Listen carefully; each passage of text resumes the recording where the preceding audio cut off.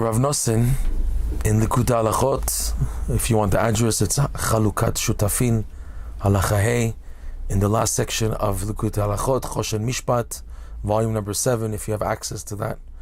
He says something amazing there. Amazing.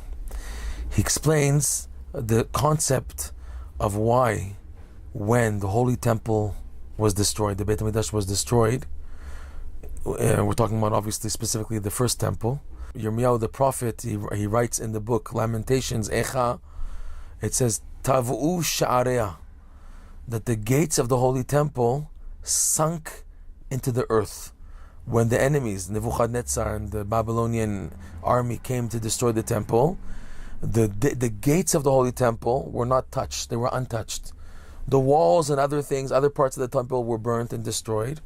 But the gates, it says, Tavu sha'areya, that the gates sunk into the earth. Why? What's this concept of the gates?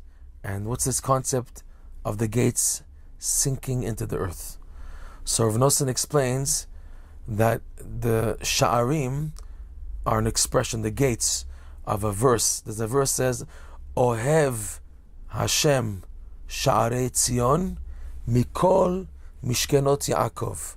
It's a verse that Hashem, Ohev Hashem loves the gates of Zion, which on the simple level means the gates of the Holy Temple. Mikol Mishkanot Yaakov, from all of the dwellings of Jacob, wherever the Jews are dwelling. Hashem, Mishkanot means also Torah study centers and synagogues, because it's Mishkan. Mishkanot Yaakov. Hashem loves the gates of Tzion more than all the other dwelling places, the Torah study centers, etc., and synagogues of Yaakov. On this verse, the rabbis explain, what is Sha'arei Tzion?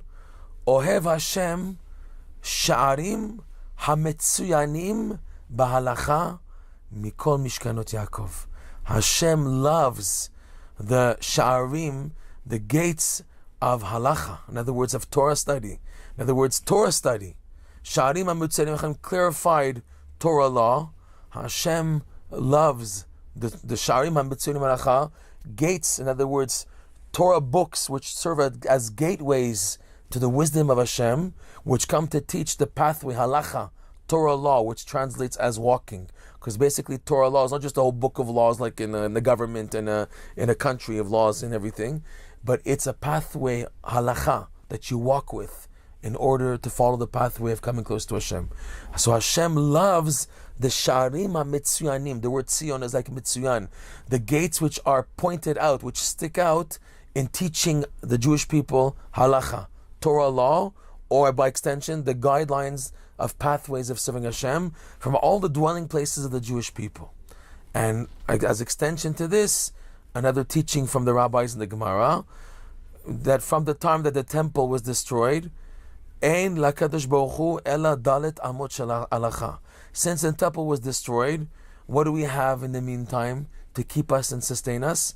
Hashem has only the 4 cubits of learning halacha, learning Torah law. In other words, there's no temple, so what do we have instead to sustain us? Because the whole idea of the temple was to give sustainment to the Jews. The atonement that took place in the Holy Temple was meant to keep the Jews going on. Once the temple was destroyed, so how are the Jews going on today?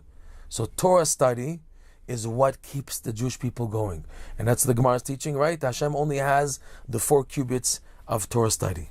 So Rav Nosson elaborates and explains that this is what we have, and we have to value it. That even though we don't know what to do, there's no temple. Even the Tzaddikim have passed on. We don't know clearly what to do in order to bring Mashiach. Everyone says different things. This person says give more tzedakah. This one says do this more.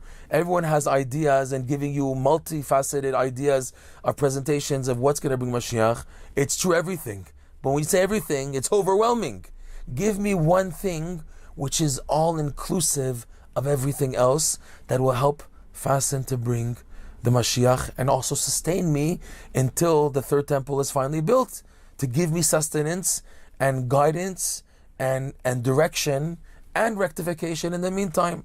So this Rav Nosson says is Torah study, which means Even if a person is as they are, their actions may even contradict what they're learning. They want to be a good Jew, but it's not working out. The obstacles of life, the day-to-day strains and stress and upside downs, seder, shalok seder, things working out, things not working out, they can make a person literally cuckoo.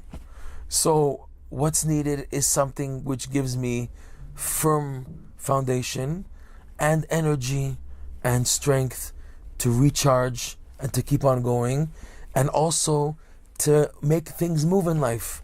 And this is the power of Torah study.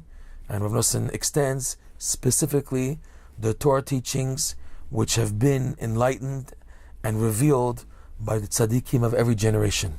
Tzaddikim come in every generation and reveal newer insights into the Torah in order to help that specific generation. So for example, the teachings of the Baal Shem Tov came at a time where they literally brought to life, breathed new life into the Jewish people at the time.